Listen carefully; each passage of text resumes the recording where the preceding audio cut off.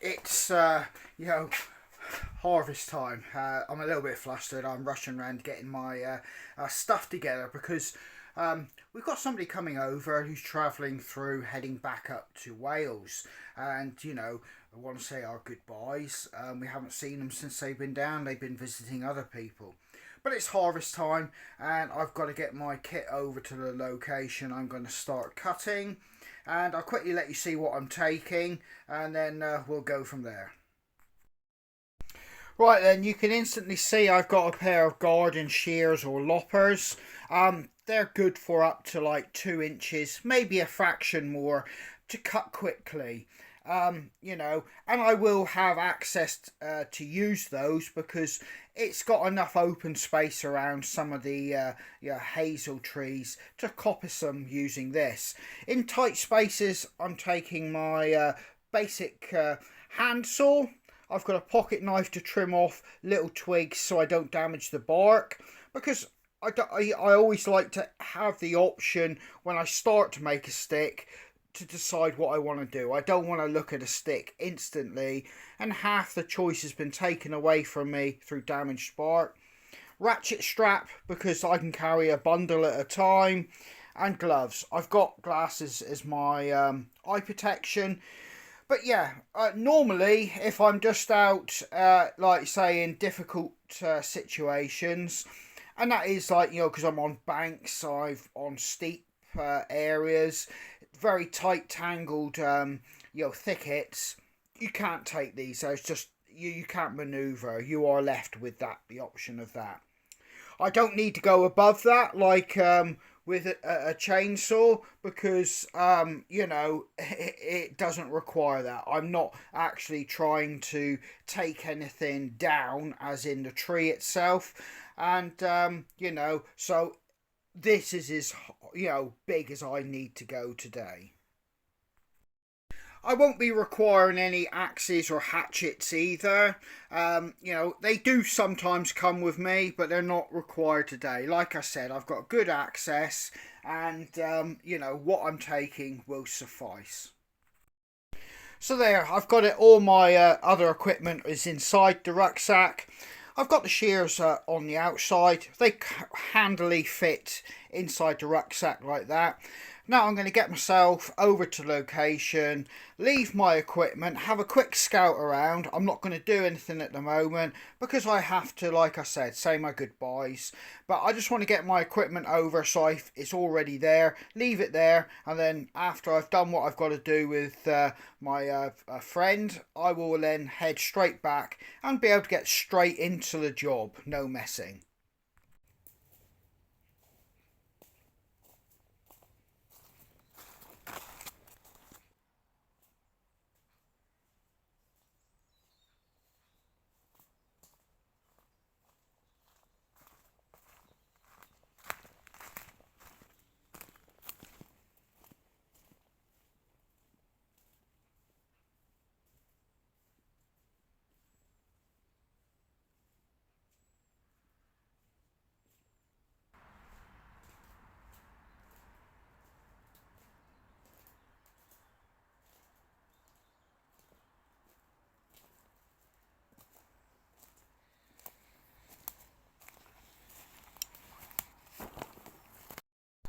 So all this behind me is the area I'm going to be working in, and harvesting sticks.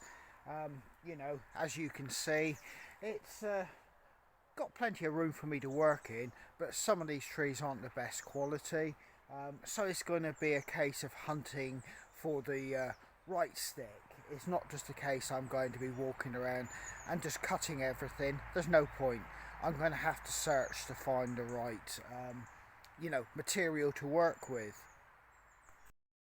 You can clearly see I've got 4 pieces there, and I'm going to take you around to a tree just to show you what I'm taking from and why. Right, this is a hazel tree, and it's my predominant species that I get hiking sticks from. You can see I've taken one there, but as you can see, I'm also looking around for anything else I can take, and I've identified one and another 2 over there. I should take 2 more from here. The other ones are too small, but there's a few that aren't looking that healthy. Now, if this tree didn't have as many runners, you never take if it's the most healthiest part of the plant. If a main stem wasn't looking healthy, you just wouldn't take it. You would leave it in place so the actual tree, you know, had its best chance of survival. But as you can see, this tree is pretty healthy, and it's got a lot of bigger basically this is a young sapling tree there now, and that's of no value to me. It's just too big. Same as this one here. I'm looking for something like that behind there. So, and getting to your blades, if you move from location to location, it's always a good idea to disinfect your blades so you don't transmit any disease or fungal infection or anything like that from area to area. You're always mindful of the biohazards that you could introduce to a new tree. So yeah, I'm going to be taking this one and this one, so let's go and do it.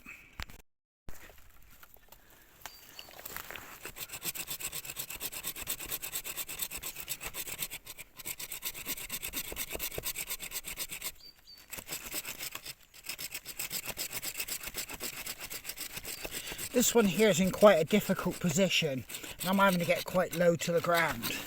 But I'll go halfway through this way, and now I'm going to come in this way. It's because this tree, the actual stick is bent into the tree.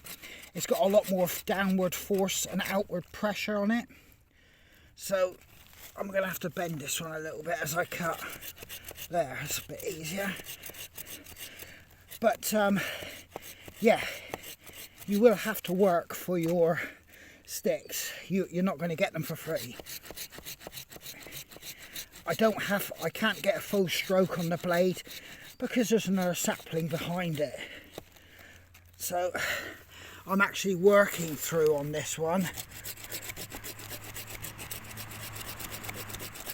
You can see the blade is pulling out nice amounts of wood. There, it's coming through. Oh.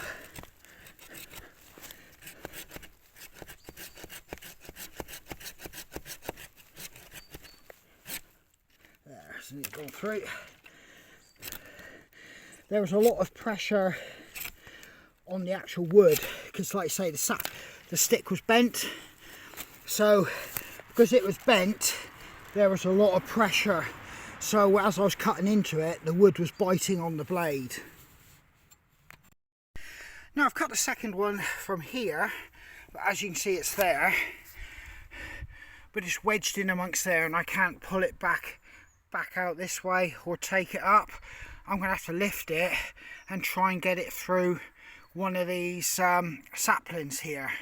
So yeah, I'm going to have to readjust myself and start working to get this one out.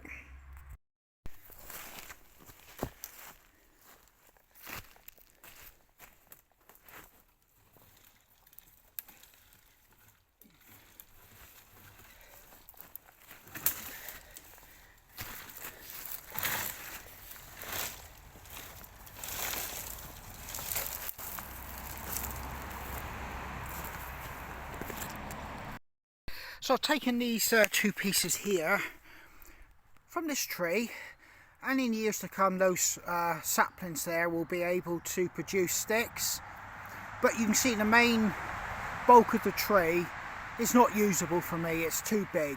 So as you can see, I've not harmed the tree, and indeed it's one of the reasons I do use hazel, because it responds well to coppicing, it's fast regenerating, and indeed it flourishes when it has been coppiced. Now sometimes the sticks will look really tempting, the ones further up in the branches, but yet again I will say, for your own safety with bladed instruments and things like that, it's not worth climbing for sticks. If you can't get it at ground level, don't try climbing. And as you can see, there's a few there that wouldn't make bad sticks. They're of the right diameter and they could be straightened. But I'm not going to climb up there, as I've just alluded to. Sharp instruments, climbing, no safety ropes, nothing like that. You just don't do it. And on top of that, you could hurt the limbs of the tree if they aren't, fully able to support you. Right then guys, I'm going further into the thicket, and this is where things become a little bit tricky for me. Eye protection, I wear glasses, as many of you will probably know, for a lot of things like reading and doing things like this. One wrong move, turn your face, you get a stick right in your eye, or a twig.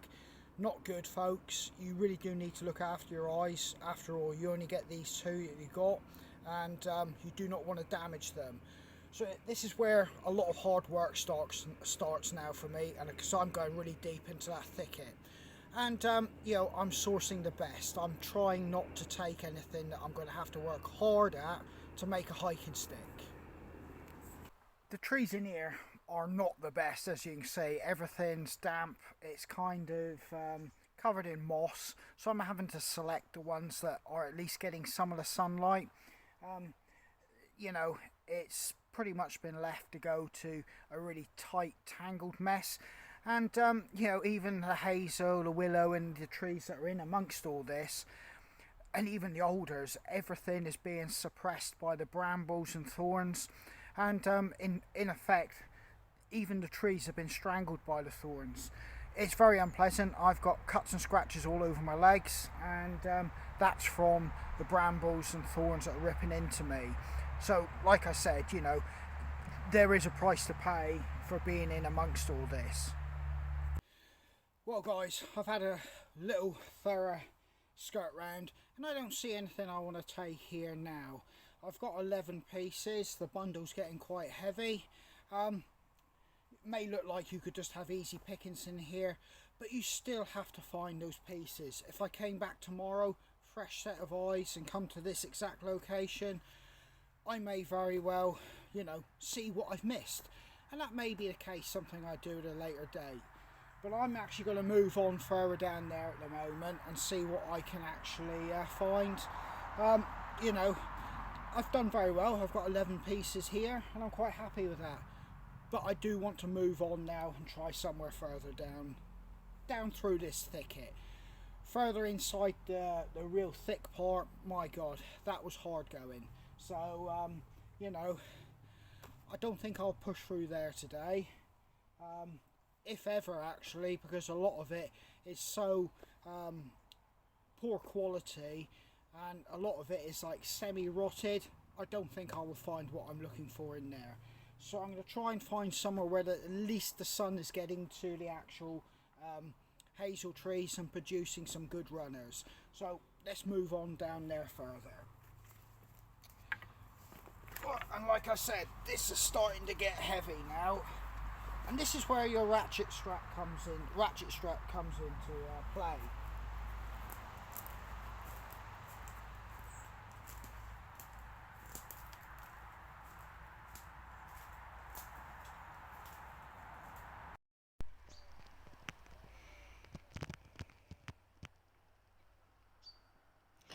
So that's my harvest for today. It's around about 25 pieces. Not an epic day, but it's enough to, add to the bank of sticks and make it worthwhile coming out. Now, I took a piece from here last year, and you can see how it's producing runners. If you look after the tree, it will do fine, and you won't have disadvantaged it or hurt it in any way. And yet again, another one from last year, and as you can see, it's starting to throw runners, and no harm has been done. So I'm going to finish it up today, and you've seen a harvest with me. As you can see, there's a lot involved, and it's a lot of hard work for, you've got to put in to get an end result, and a lot of people don't quite realise that. But in any case, this is Andy from Hidden Valley Footpaths, and I'm going to sign out. I hope to catch you out on the trail.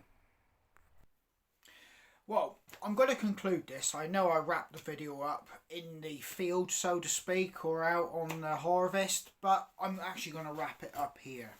There's a few things I forgot to mention. Firstly, you should always get permission to where you're going to cut, and also what you're going to cut. With that being said, whatever species of tree that you are targeting or inadvertently cutting, you have to be aware that some species are protected, and there may be seasons for them.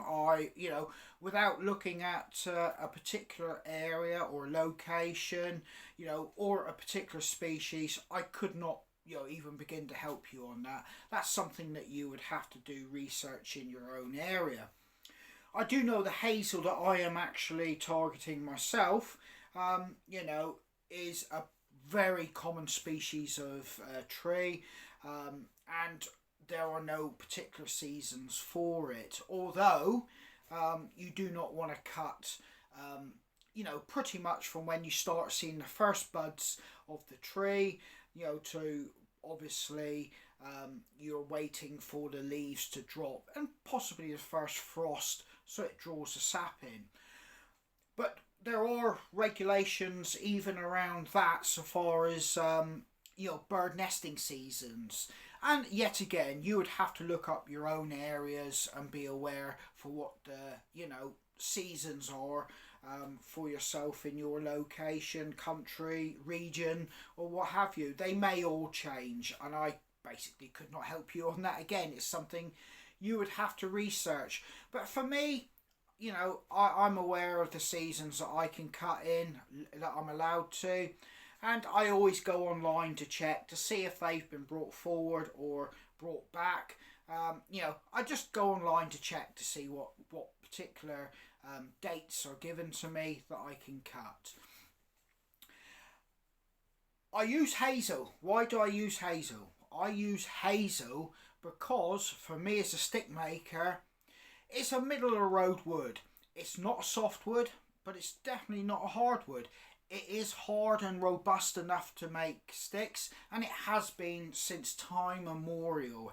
Hazel's been documented through the ages as a wood to use for quarterstaffs, hiking stick. Well, not it wouldn't be hiking stick. Sticks in general. Hazel is a well documented wood for the use and purpose of stick making. Even up until this day, people, reputable high-end stick makers will still use hazel. And there's a reason I use it, and probably the same reasons they would list to you. For me, it takes most products when I want to finish them. It'll take stains, oils, varnishes, petrochemical, water-based products. It accepts paint. It's a good wood to base your crafting around. It bends easy under, with steam, particularly as I've mentioned before, it will bend very, very easily with good results without a lot of snappages. It's a good pliable wood under heated conditions, and it will set in that position more often than not and not lose its position. You may have to tweak it, later on once it settles, but more often than not it will accept heat and retain the position it's been set in. It's obviously, as you've seen, plentiful in my region. I can harvest it relatively easy, and I'm familiar with it. And it accepts wood burning, which is a must for me, because as you know, most of my products come with wood burning, and it will wood burn easy. It does not take a lot of force or pressure or excessive heat to get a good wood burn on it. So for me, hazel is the must and go-to wood for crafting. I do use occasionally other species if they come along, but ultimately they're not what I target now. Hazel is my species I go for, and I really do enjoy the fact that I know it regenerates, it coppers well, It's environmentally friendly from those points of view. It's sustainable, and that is why I take hazel. Now, another thing I will just mention about like harvesting, you really do have to take care of yourself when you're doing it. If you're in a location that's a long way away from anybody and you cut yourself or you injure yourself, you do need a means of being able to get hold of somebody, or at least let somebody know where you're to. So if you don't turn up, somebody can at least come looking for you. That might sound silly, but I've cut myself pretty badly, and I'm sure people have cut themselves even worse than I did there. And like you say, situations could go bad for you. Well, I hope you enjoyed a little bit of real-time harvesting with a stick maker, and you see a little bit of what goes into it. It does get tougher than that. I mean, I can be scrabbling up and down, nigh on near vertical banks, clinging on to branches while sawing away. But, you can get the picture and the measure of what's actually happening or what's involved.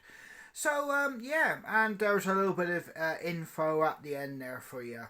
So, all that's left for me to do is bid you farewell and, stay safe. And I hope to catch you guys out on the trail. All the best.